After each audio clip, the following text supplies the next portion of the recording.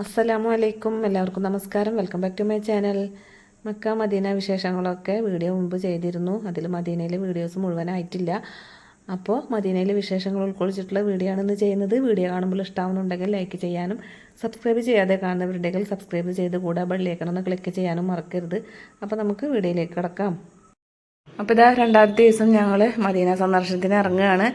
അൽഹംദുലില്ലാ ഒരുപാട് ചരിത്ര പ്രസിദ്ധമായ സ്ഥലങ്ങളെല്ലാം അമീർ ഞങ്ങൾക്ക് പരിചയപ്പെടുത്തി തന്നു.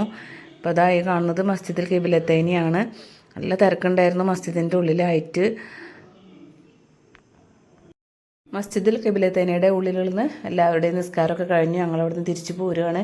ഇവിടെ ഇതാ ഇഷ്ടംപോലെ പ്രാവുകളൊക്കെ ഉണ്ട് കേട്ടോ. അപ്പോൾ ഞങ്ങൾ കുറച്ച് ധാന്യമൊക്കെ പ്രാവുകൾക്കൊക്കെ ഇട്ട് കൊടുത്തു. എന്നിട്ട് അവിടെ നിന്ന് തിരിച്ചു പോരുകയാണ്. ഇനി ഉഹദ് മലയൊക്കെ സന്ദർശിക്കണം. അതിനു മുമ്പായിട്ട് ഉഹദ് യുദ്ധത്തെക്കുറിച്ചും ഹംദക്ക് യുദ്ധത്തെക്കുറിച്ചൊക്കെ അമീർ ഞങ്ങൾക്ക് പരിചയപ്പെടുത്തി പറഞ്ഞു തന്നു. ഇപ്പോൾ ഇതാ ഉഹദിൻ്റെ ചരിത്രപ്രസിദ്ധമായ പള്ളിയാണെന്ന് പറഞ്ഞിട്ട് അമീർ പരിചയപ്പെടുത്തി തന്നു. അതുപോലെ തന്നെ അത് കഴിഞ്ഞിട്ട് ഇതാ ഉഹദ് മലയാണ് ആ കാണുന്നത്. അൽഹംദുലില്ലാ റസൂലുള്ളാഹി ഏറെ സ്നേഹിച്ച ഉഹദ് മല കാണാൻ സാധിച്ചല്ലോ. അതുപോലെ തന്നെ ഇതാ ജബൽ റുമാത്താണെന്ന് പറഞ്ഞ് അമീർ പരിചയപ്പെടുത്തി തന്നിട്ടുണ്ട്. അതിൻ്റെ മുകളിൽ കയറാനിതാ ഒരു എളുപ്പമാർഗ്ഗം പറഞ്ഞു തന്നു. എൽ ഷേപ്പിൽ ഇങ്ങനെ കയറിയാൽ മതി എന്ന് പറഞ്ഞിട്ട് ഞങ്ങളൊക്കെ ഇതാ അവിടെ കയറി. നല്ല വെയിലാണ് ഇപ്പോഴൊക്കെ. എന്നാലും നമുക്ക്